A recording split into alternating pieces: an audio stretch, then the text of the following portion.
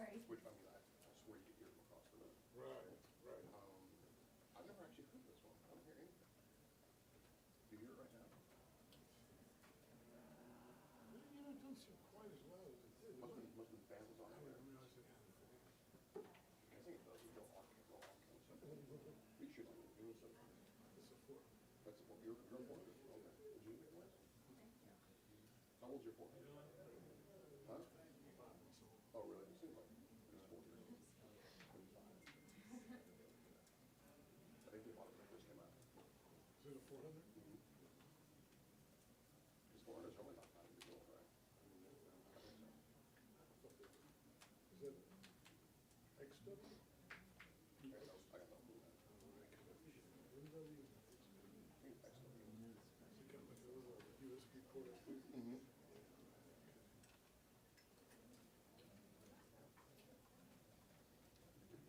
amazing how much they've come down in price. Yeah. Well, the 750's coming out soon too. So these things are even. I don't think they're even supporting these anymore. What? The 400. No, they got it. No, I think they're next. The 450's out. And the 750's coming out. Yeah. 450 is the same. They check it. Now that they're not selling them anymore, but they're like not. Like, Doing upgrades to firmware or something? What firmware do you want? I don't know that. you know what? I just got updated firmware like around Christmas time. Oh, nice. Yeah.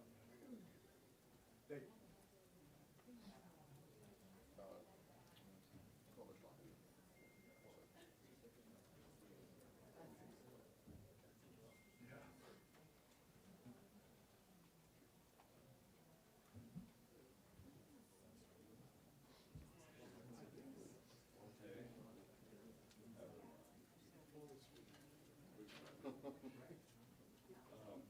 I just want to make sure I get these good TV cameras that are behind me.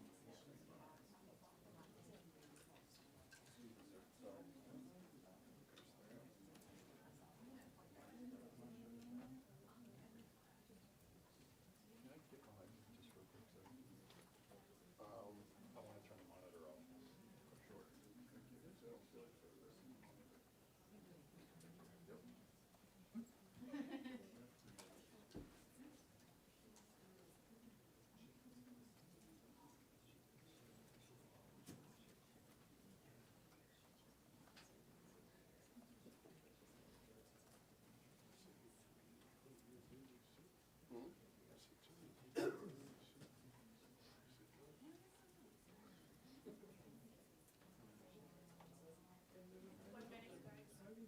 Thank you.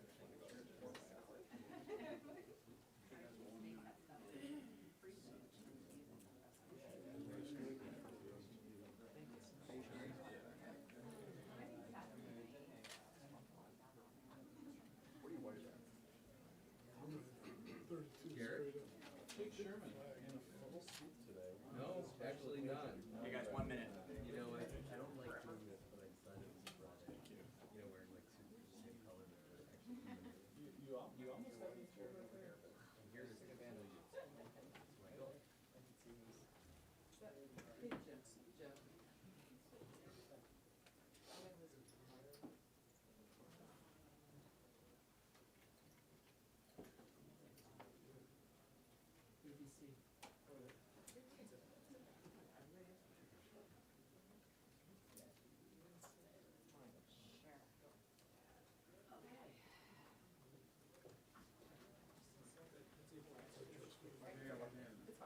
Here we go.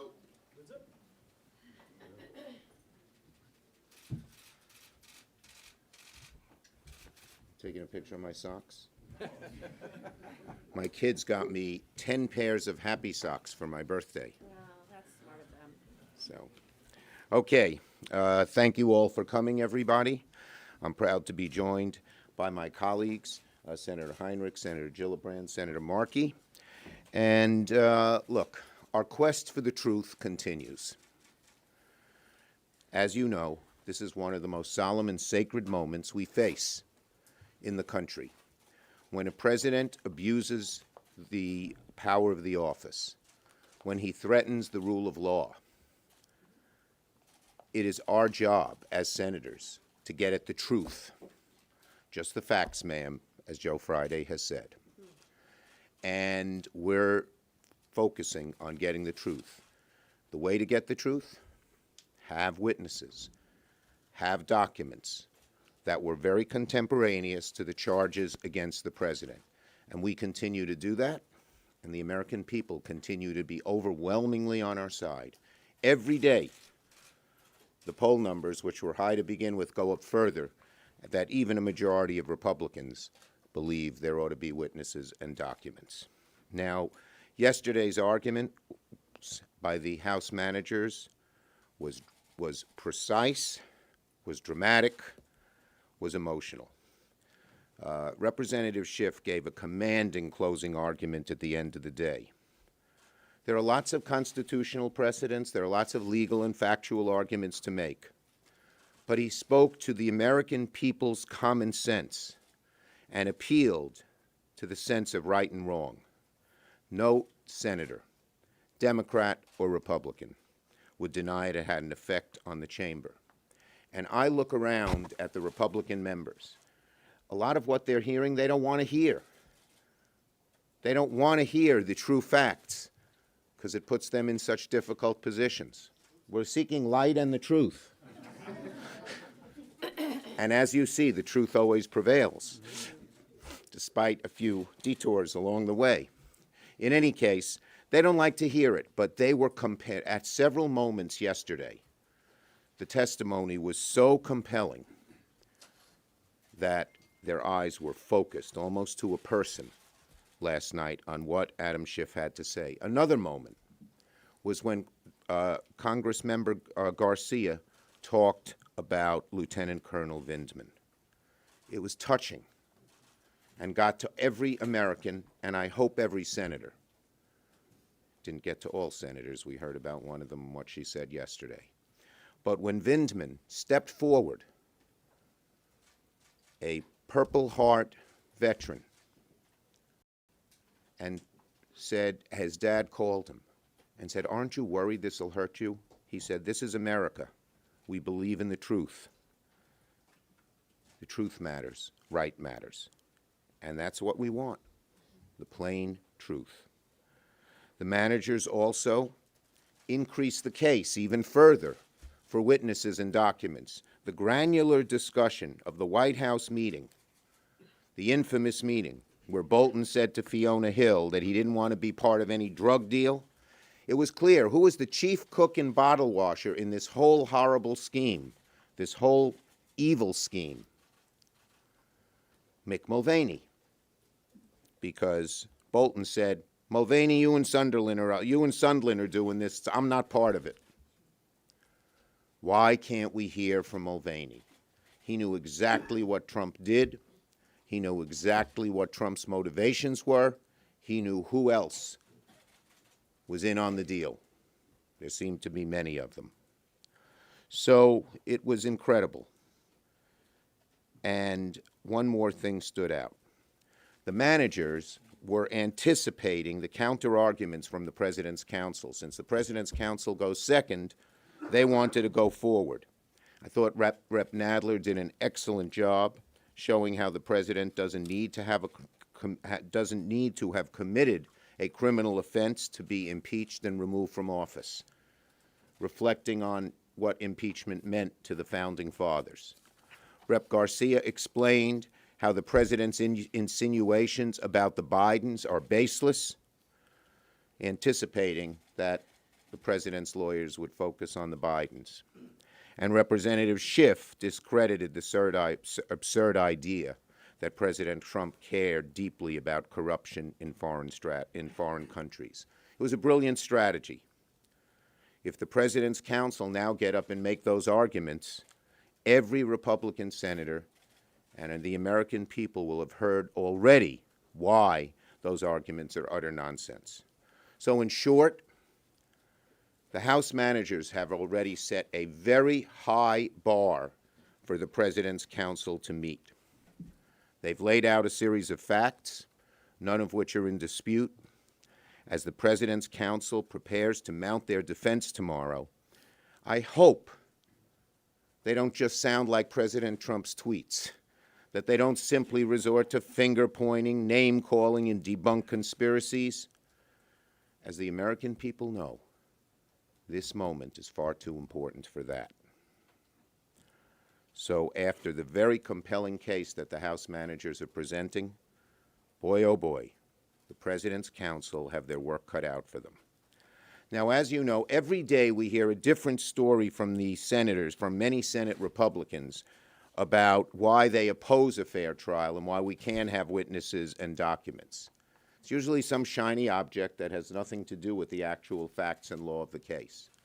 So now here's the latest one. And that is, it'll take too long if we do it later. That's the diversion of the day. They have one a day. And so let me say this. First, we heard the Republicans all vote to delay things. The Mitch McConnell scheme was to say, because he knew that a lot of Republicans were seriously thinking, and are seriously thinking, of witnesses and of documents, they said, let's not do it now. Let's hear the arguments and then do it. And now they're saying we don't have enough time to do it. Talk about talking out of both sides of your mouth. Holy moly. So, but it's a very flimsy excuse. First, as I said, Democrats attempted to settle this question at the beginning of the trial so there'd be no delay. We warned them. You say you want to do it later? It's going to take longer. But second, it's not going to cause much more of a delay. They point back to the House and said it will take months and months and months and months. But if subpoenas are issued from the Senate, by definition, the subpoenas will be bipartisan and they will be signed by the Chief Justice of the United States Supreme Court. And people and those who are subject to those subpoenas are expected to comply.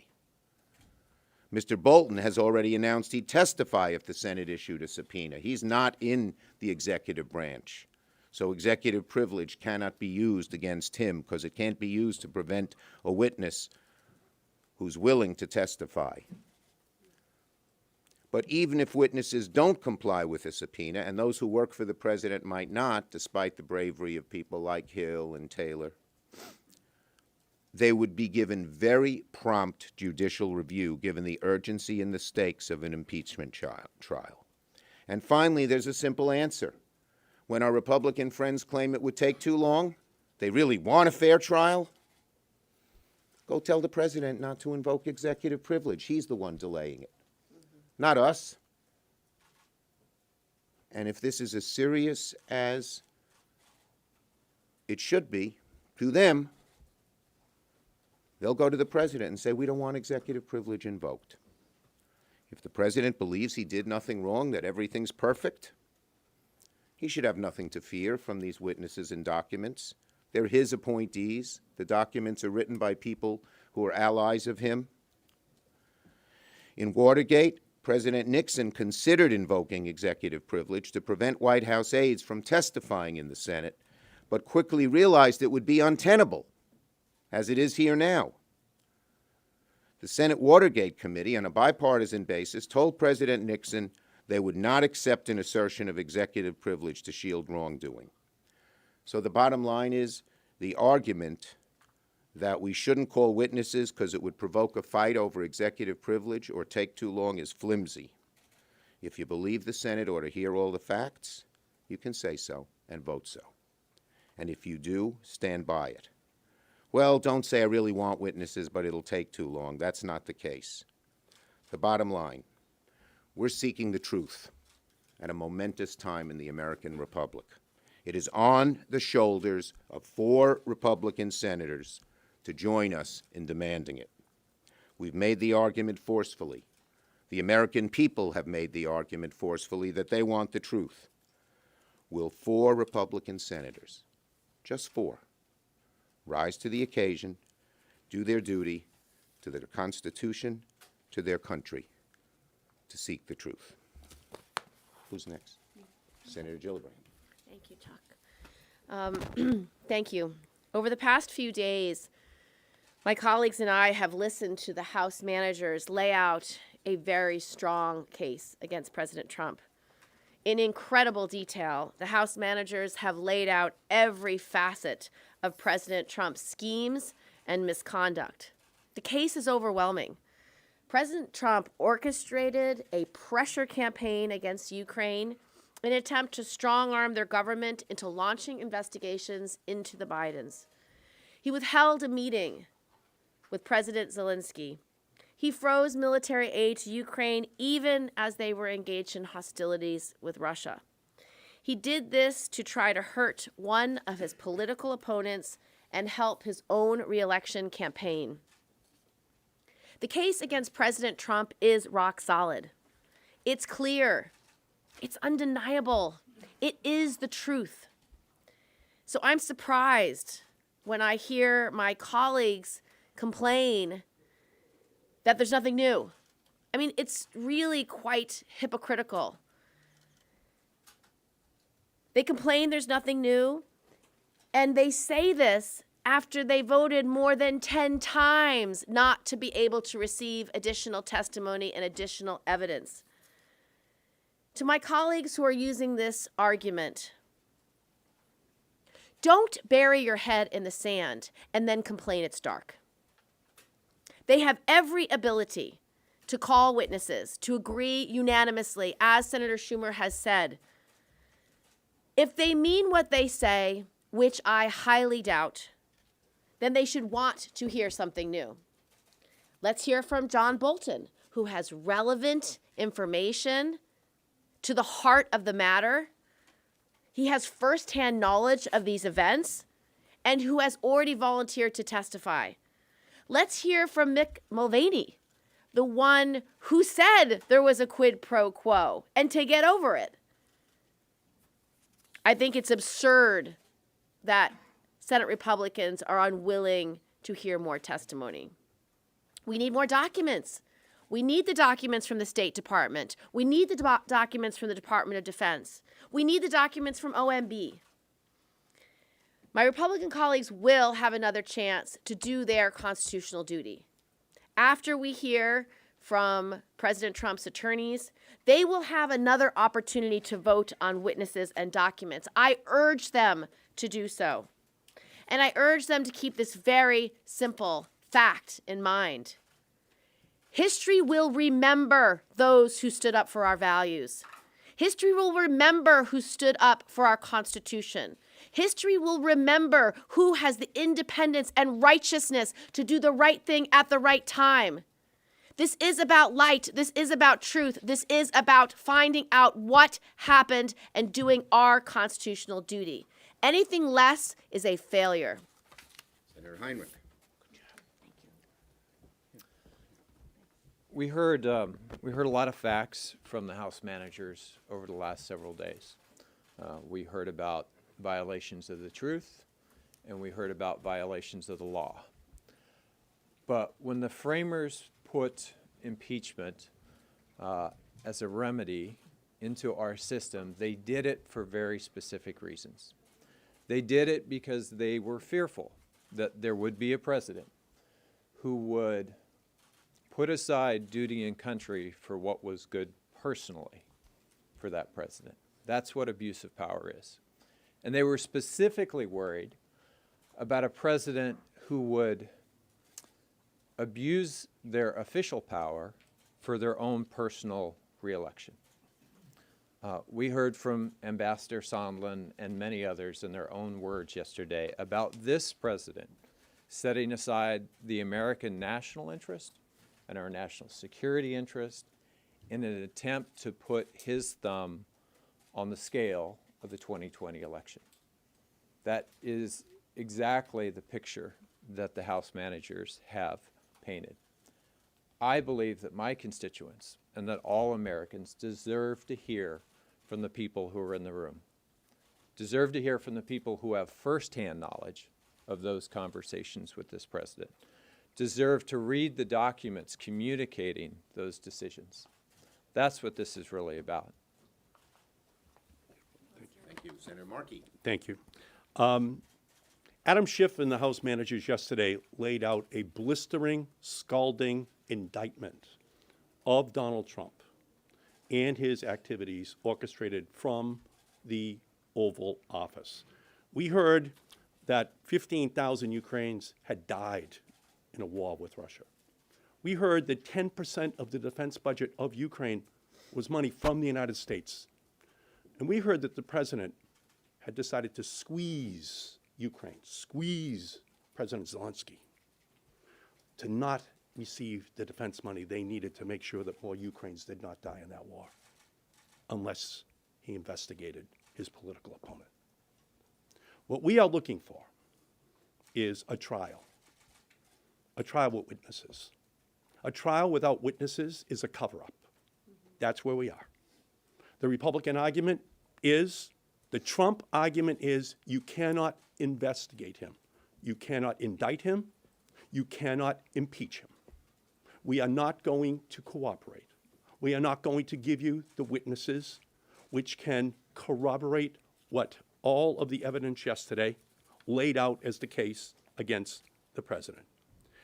You can only imagine how much more damning the charges would be, the evidence would be, if we heard from Mick Mulvaney, if we heard from John Bolton, if we had the emails. It would be conclusory that a conspiracy had been orchestrated out of the White House. The proof would be incontrovertible if we had the witnesses and we had the documents. There would be an exclamation point at the end of the sentence, the bow that wraps it all together, the nail in Trump's political coffin. All of this would happen if we had the witnesses. That's why the Republicans are stonewalling. That's why Donald Trump does not want to give us access to the witnesses and access to that documentation. This is what it is all about. And we are going to continue to fight every single day so that the American people can hear all of the evidence. A trial is a search for the truth.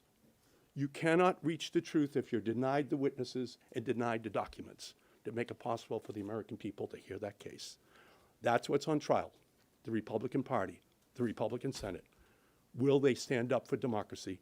Will they stand up for the right for the American people to have a full and fair trial of their president as he undermined the American Constitution? Thank you, Senator Markey. Go ahead. If this argument about privilege and a protracted legal fight sort of gains traction in the Republican caucus, would you be willing to narrow some of your subpoenas to fully skirt around the executive privilege issue? If, for instance, Bill Taylor's note or Morrison notes, those aren't covered by executive privilege. Would you be willing to put out more narrow subpoenas to show that there's Okay. no legitimate privilege fight going on? Okay, well, we believe we need to get a full and fair trial at such a solemn and serious moment. At minimum, the 4 witnesses we've asked for and the 4 sets of documents we've asked for. That's the first step. Will Republicans come forward and say we ought to have them? And once they do, we will still fight for these, but we'll listen to what they have to say. But it's jumping the gun to say, what would you be willing to, when we don't have Republicans yet willing to just say yes to the initial request for witnesses and documents? Yes, yes, yes, yes, yes, yes, yes, yes, please. I'll get to you next. Go. A question on strategy for next week with the question period. Will Yes. you be compiling your questions together so similar ones are asked at the same time, or Yeah. is each senator going to be allowed? No, I expect there are going to be a whole lot of questions from a whole lot of senators. And it'll be a very good period to bring out the facts and bring out the truth and ask questions that people have on both sides of the aisle. Yes. You talked about how the subpoenas with the signature of the Chief Justice would be very compelling. Yes. But as a matter of law, I guess, can the Chief Justice, as the presiding officer here, actually rule that these subpoenas must be obeyed? And then whatever litigious argument, is Well, history? look, there could be a litigious argument, but I think it'll be dismissed rather quickly because it doesn't have much bearing, as Watergate and previous precedent shows. Yes. Senator Lisa Murkowski, who's a moderate Republican, as you know, and he would be critical in supporting a vote for witnesses and documents, said just the time, to take the time that it would go to the courts, and now they're asking the Senate to do that very thing. If you haven't convinced her, are you concerned that you haven't even gotten your message across to some of the most moderate Republicans you're going to? I think the message has gotten across very strongly. The American people are overwhelmingly with us. The House managers are making the case, and we're going to continue to make it. This is a heavy moment, and you don't know how this sense of constitutional and historical responsibility weighs on the shoulders. We know we'll never get Trump. We know we'll never get McConnell. We know they'll pressure Republican senators. But 4 Republican senators can step forward and say that we need witnesses and documents, and there are 12 or 13 who have never said a bad word about witnesses and documents. Yes. Senator, just a follow-up on the previous question. In several court cases, including one decided yesterday in the Seventh Circuit, the Trump administration is simply ignoring court orders that go against them. They're just ignoring them. What makes you think that, given that that's already happening, that the White House would comply with any orders? I think this is going to, it'll be bipartisan, it'll be signed by the Chief Justice, and this is a different situation than the House. The House is the prosecutor, but this is the responsibility given to us by the Constitution to get all the facts out. There's nothing like it. Every precedent is on our side, and I believe it will happen quickly, and that's what most of the lawyers I speak to quickly are about. Next. What kind of arguments are you expecting to hear from the White House lawyers? Well, I hope the arguments are on the facts and on the merits. So far, at least the arguments when we talked about specific witnesses and documents were too much ad hominem and finger pointing. I said when I heard their arguments that if it was an actual jury with 12 men and women in the jury box, summary judgment would have been ruled for the House managers because they didn't answer any of the facts in any of the law. Let's hope they stick to the facts in the law. Yes. Senator Schumer, President Trump this morning called Saturday the Death Valley of TV. Are you expecting the White House lawyers to make a shorter argument? It's up to them. Remember, the reason we have that Saturday is Mitch McConnell's resolution. He should take it up with Mitch McConnell. But it'll be up to the Senate lawyers, the president's lawyers, what they want to do. That's up to them, not us. Yes. You talked about shifting public opinion. Are you looking at public polls? Are you looking at private polls? And do you believe now a majority of Americans want to see Trump removed from office? Well, the public polls show that. I don't know that's the fact, but I will tell you this: it's overwhelming on witnesses and documents among Democrats, Republicans, and Independents. Overwhelming, private and public. Okay, last question right there. Why did you decide to pick Governor Whitmer to do the response to the State of the Union? Well, Speaker Pelosi and I thought she'd be a great choice. She's done a wonderful job in Michigan. She's from the Midwest. She speaks to the practical things that working families care about, like fix the roads. I think she'll be great, and I think Congressmember Escobar will be great as well. Okay? Yes. ABC has just gotten a video in which President Trump is seen, it's apparently President Trump with Lev Parnas, Igor Fruman, the Giuliani associates are talking about, and he's seen talking about taking out Ambassador Yovanovitch. He says to a small group at this dinner, get rid of her. He's heard saying, get her out tomorrow. I don't care. Get her out tomorrow. Take her out, okay? Your reaction? Well, I haven't seen that, so I wouldn't comment on that yet. But I can say the granularity of the description of the despicable treatment of this prized, wonderful public servant, Ambassador Yovanovitch, I think stuck in people's minds again. And that's another point here. The detail and the fact-by-fact presentation of the House managers was compelling. And again, our Republican colleagues had to sit through something like this for the very first time. And so I think there's tremendous sympathy for Ambassador Yovanovitch from one end of America to the other. My guess is in the hearts of many of our Republican senators. So I don't know that thing, but I do know that Yovanovitch was terribly treated. Thank you, everybody. Senator Schumer, what moments, specifically in Schiff's comments, do you think Republicans were responding to? The end was amazing. And some of them said it.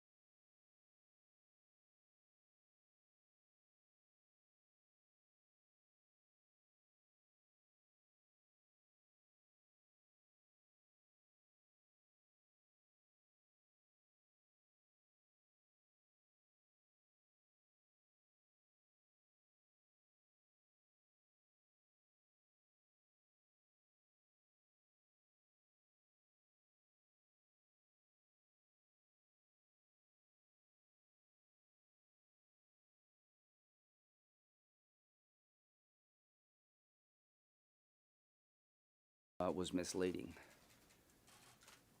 Let me just tell you, she mentioned the 17 witnesses and none of them thinks Hunter Biden did anything wrong.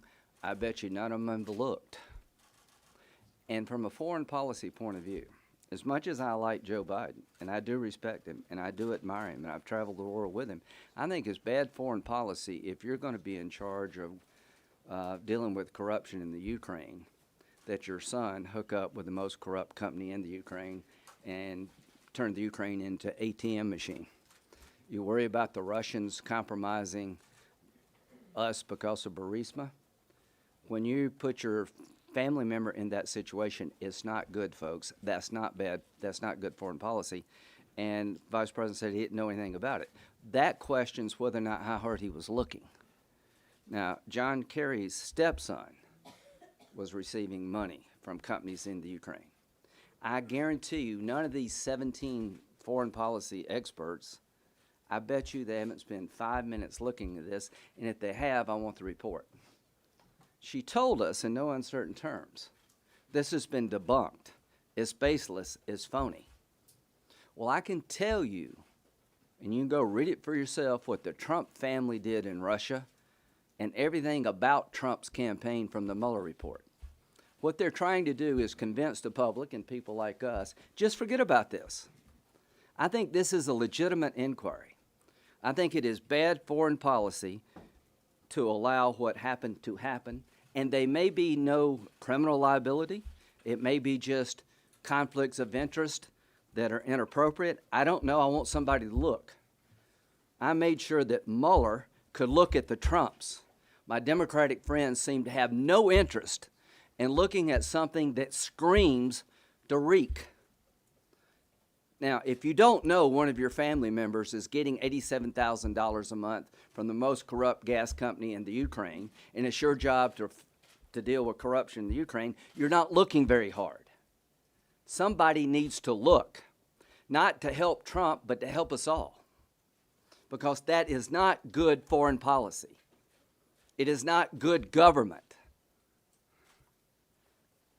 And I don't accept the idea this has been looked at and there's no there.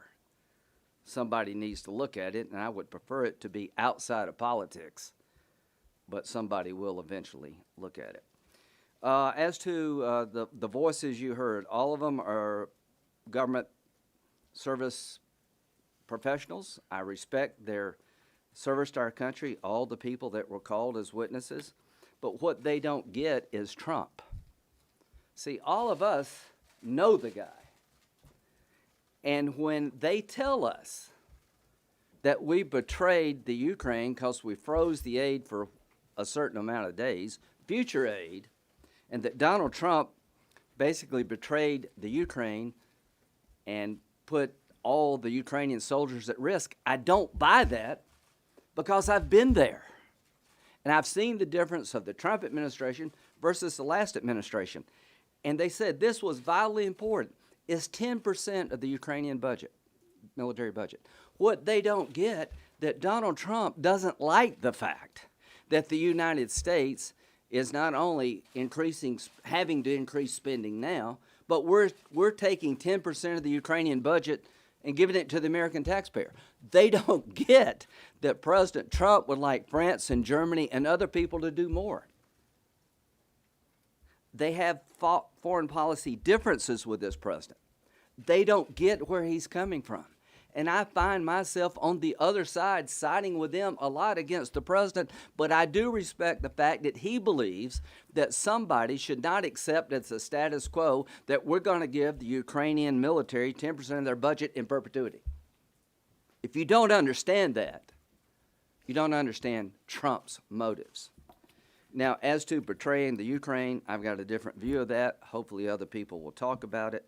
So the bottom line here is that when it came to President Trump's insistence that somebody look at what happened with the Bidens in the Ukraine, I think he's right. I think somebody should, not a partisan politician, because if you spend any time looking at the public record, this is not right. And I say this about a good friend. If you change the name to Pence or Trump or Barrasso or Graham, there'd be a completely different attitude by my friends on the other side.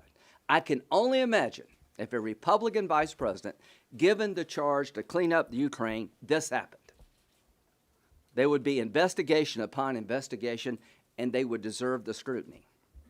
So what's going to happen here is that we're going to sit among ourselves when this is over and ask the question and give our own view. Did President Trump corruptly ask for the Bidens to be looked at?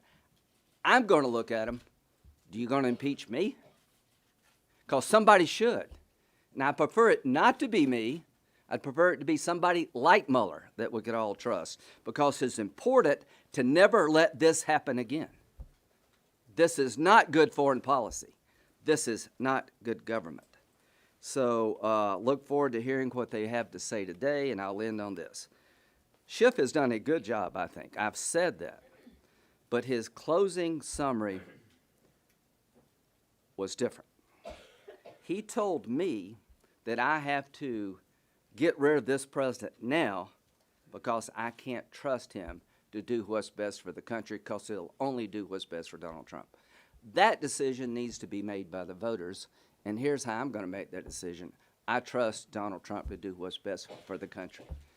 We'll have a chance to talk about what he's done for you and your family, and the idea that a politician says he can't serve anymore because he's been so self-centered. I find that to ring hollow.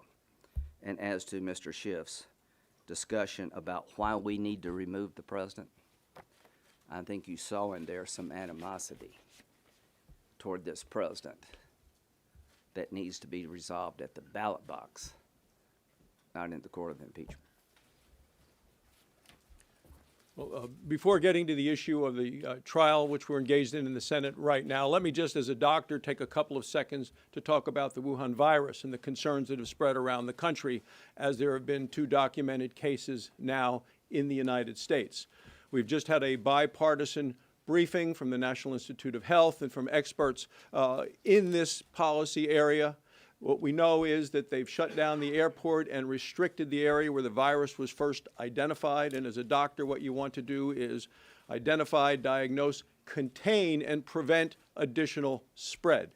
You want to do that by limiting the number of people that are coming to the United States who may be at risk of bringing that disease. And in a number of airports, they're doing checks on that because one of the first symptoms is fever.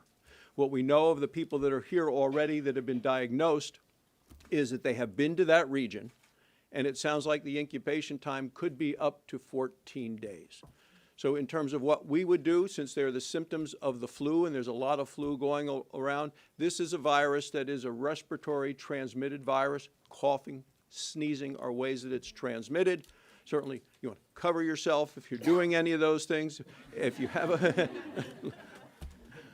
Additionally, wash your hands. If you're sick, stay home. If your kids are sick, don't send them to school, because we certainly don't want transmission from person to person to person. This is an evolving disease and virus similar to the SARS virus that we've had previously, and I just ask people to take the appropriate precautions. Now, with regard to the impeachment and Adam Schiff's closing argument last night about President Trump not doing what's best for the American people, only doing what's best for him. Since he's come to office, we have 7 million new jobs in America.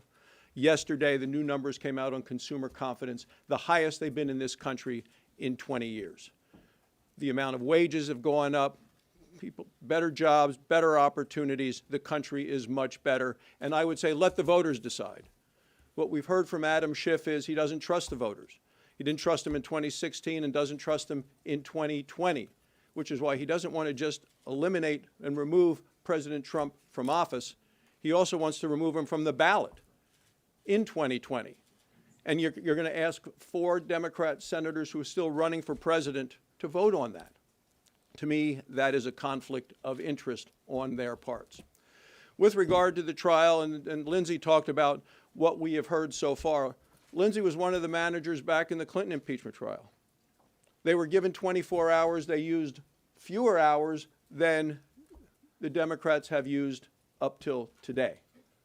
And now they're going to go with another full day of arguments about this. It seems to me their case is weaker today than it was yesterday. They're so little brought out, they'd kind of every hour and a half bring out the same thing. They've rushed it through the House, and now they say we want witnesses because we didn't have time in the House.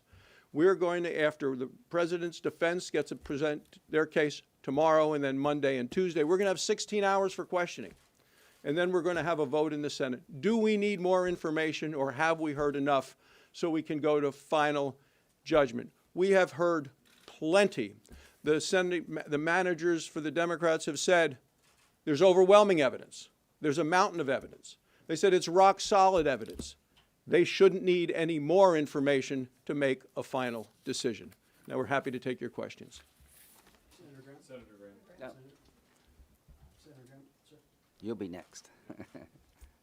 Sir, regarding the foreign policy interest you spoke of earlier, what legitimate foreign policy interest could be served by having the president of Ukraine go on CNN and announce an investigation into one of the president's political rivals without any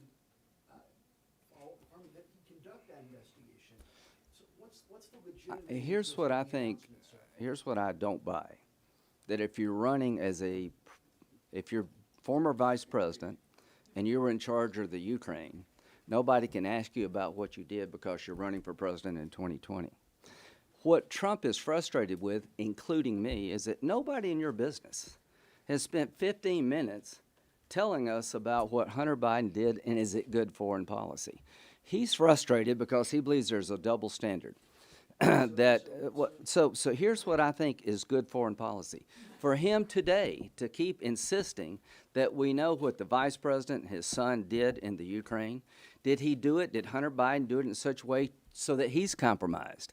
So I just don't buy the idea that it's wrong for the president to insist that the Ukrainians cooperate with us on an investigation. And I would say this, 3 Democratic senators, Leahy, Menendez, and Durbin, wrote a letter to the Ukrainian prosecutor general saying that if you don't cooperate with the Mueller investigation, if you do not assist Mueller to find out what Trump may have done regarding the 2016 election, then we may Respectfully, Senator, yeah. I just want to confirm what you're saying. You're saying that it is okay for the president to ask that the president of a foreign country make an announcement about investigating an American who might be I running think- against him because he thinks the media is unfair. So I think the president believes that there's a double standard. I think the president believes that he went through holy hell, and I believe the same thing. Yeah. No, what he wants to do is get to the truth. See, can you imagine if a Republican had done this? You need to ask yourselves this question: as an institution, as the media, as an institution, would you not have people on the ground wanting to know what Mike Pence's son did when he contacted the State Department the day they raided the Burisma's president's home? The president is frustrated, and I am frustrated that we live in a country where only one side gets looked at. And I am telling you now that I am going to look at this if nobody else does. And that doesn't make me a Russian agent. Senator Graham, you talked about the House managers over-trying the case. How much or how little do you think the president's lawyers need to do to make sure he gets acquitted? About the 4th time you tell me the same thing is twice too much. So here's what the president's lawyers, I think, should be doing if I were them. I would go to the argument very quickly, did Donald Trump betray the United States interest by withholding the aid for a period of time? Did he have a corrupt motive when he says somebody should look at the Bidens and what they did in the Ukraine today? He's not asking for the Ukrainians to investigate all of his political opponents. He's asking somebody to look at the former vice president who has chosen to run for president, who allowed his son to be a member of the most corrupt company in the Ukraine, receive $3 million, and expect nobody to ask questions about that. That's what he's asking for. I think that's bad foreign policy. I think if a Republican had done this, there would be no debate anywhere in the country that somebody should look at how did this happen, and if you didn't know your son was doing this, how seriously were you looking at corruption? So Senator, it sounds like you're suggesting that the White House attorneys should make the Bidens' I think they should. history in Ukraine part of their defense of the president? Here's what I think. I think they should tear apart the narrative presented by the House managers. This has been debunked. I think they should make a compelling case based on the public record. There is something based on good government and good foreign policy to look at here, and urge us when this is over to look at it. Senator, just moments ago. Me? Yes, Yeah, Senator okay. Graham, just moments ago, Senator Kirsten Gillibrand said, you don't get to bury your head in the sand and then complain it's dark. She is calling you all hypocritical for complaining about the repetitive, you said mind-numbing, nature of the Democrats' testimony so far, and yet at the same time voting against additional witnesses and documents. Your response, how's the Very quickly, like her a lot, I think they did a good job laying out their case. I just thought yesterday was like too much. I've seen the same video 7 times. Here's what I would say to her. You know what's mind-numbing? The manager said there's not one piece of evidence to suggest that Hunter Biden did anything wrong in this record. And they never will be if you don't call any witnesses. They tried to call Hunter Biden and people associated with Burisma in the House, and they were shut out. I was pretty offended by the idea that there's a record here and there's not one scintilla of evidence that Hunter Biden did wrong when you stop the House from calling Hunter Biden. So that's having your head in the sand. But here's the thing. I don't want to call Hunter Biden. I don't want to call Joe Biden. I want somebody to look at that when this is done. I think I've got enough from the public record to believe that their assertion, there's no there, falls short. I think I know enough about the Ukraine to believe that we didn't betray the country. I think I know enough about the president's worldview. He's still pissed that we give them 10% of their military budget. Well, and this isn't only about the presidential race. This is about the United States Senate. If you take a listen to Chuck Schumer's statements, of putting the trial, putting it on the members of the United States Senate, this is about Susan Collins. This is about Tom Tillis. This is about Martha McSally. This is about Cory Gardner. Chuck Schumer has said as much.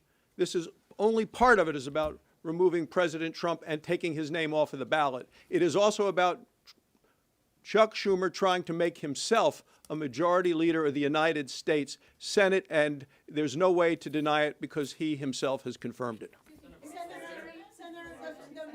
The case that Democrats are trying to make is that there should be more witnesses and documents because new evidence has come out. Today there was a recording allegedly showing that President Trump was in favor of taking out the U.S. ambassador in the Ukraine, Ms. Yovanovitch. So can you respond to the idea that in a trial there has to be evidence and witnesses and documents as they come to look and to have a fair trial?